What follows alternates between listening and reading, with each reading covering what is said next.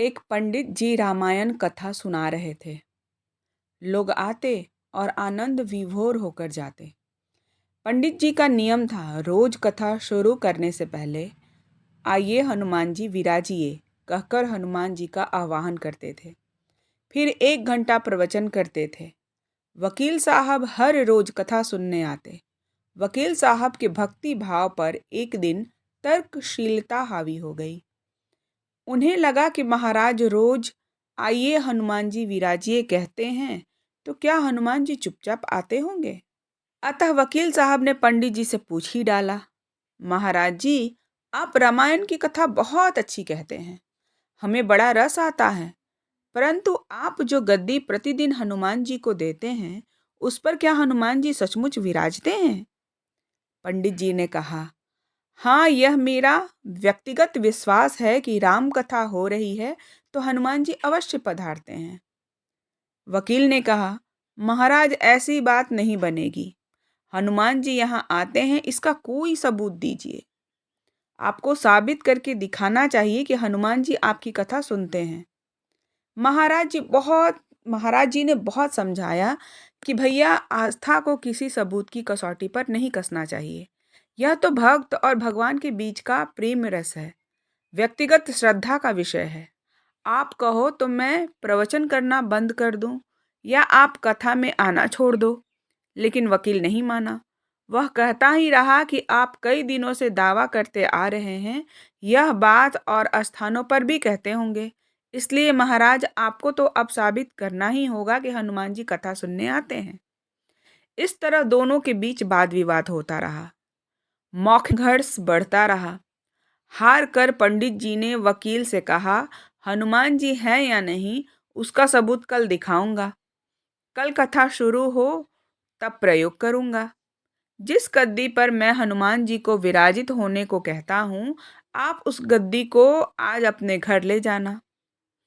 कल अपने साथ उस गद्दी को लेकर आना और फिर मैं कल गद्दी यहाँ रखूंगा। मैं कथा से पहले हनुमान जी को बुलाऊंगा, फिर आप गद्दी ऊंची उठाना। यदि आपने गद्दी ऊंची कर दी तो समझना कि हनुमान जी नहीं हैं। वकील इस कसौटी के लिए तैयार हो गया। पंडित जी ने कहा, हम दोनों में से जो पराजित होगा वह क्या करेगा, इसका निर्णय भी कर लें। यह तो सत्य की परीक्षा है। वकील ने कहा, मैं गद्दी ऊंची न कर सका तो वकालत छोड़कर आपसे दीक्षा ले लूंगा। आप पराजित हो गए तो क्या करोगे? पंडित जी ने कहा, मैं कथा वाचन छोड़कर आपके ऑफिस का चपरासी बन जाऊंगा। अगले दिन कथा पंडाल में भारी भीड़ हुई। जो लोग रोजाना कथा सुनने नहीं आते थे, वे भी भक्ति, प्रेम और विश्वास की परीक्षा देखने आए। काफी भीड़ हो गई। पंडाल भर गया। श्रद्धा और विश्वास का प्रश्न जो था। पंडित जी महाराज और वकील साहब कथा पंडाल में पधारे। गद्दी रखी गई। पंडित जी ने सजल नेत्रों में मंगलाचारण किया और फिर बोले, आइए हनुमान जी विराजिए। ऐसा बोलते ही पंडित जी के नेत्र सजल हो गए।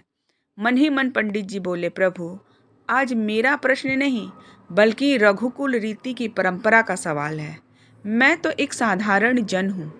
मेरी भक्ति और आस्था की लाज रखना। फिर वकील साहब को निमंत्रित दिया गया, आइए गद्दी ऊंची कीजिए। लोगों की आंखें जम गई। वकील साहब खड़े हुए। उन्होंने गद्दी उठाने के लिए हाथ बढ़ाया, पर गद्दी को स्पर्श भी न कर सके। जो भी कारण रहा, उन्होंने 3 बार हाथ बढ़ाया, किंतु तीनों बार असफल रहे। पंडित जी देख रहे थे। गद्दी को पकड़ना तो दूर, वकील साहब गद्दी को तो छू भी नहीं सके। तीनों बार वकील साहब पसीने से तरबतर हो गए। वकील साहब पंडित जी महाराज के चरणों में गिर पड़े और बोले, महाराज, गद्दी उठाना तो दूर, मुझे नहीं मालूम क्यों मेरा हाथ भी गद्दी तक नहीं पहुंच पा रहा है। अतः मैं अपनी हार स्वीकार करता हूँ। कहते हैं, श्रद्धा और भक्ति के साथ कई आराधना में बहुत शक्ति होती है। मानो तो देव, नहीं तो पत्थर। प्रभु की मूर्ति तो पाषाण की ही होती है, लेकिन भक्त के भाव से उसमें प्राण प्रतिष्ठा होती है तो प्रभु विराजते हैं। जय श्री राम।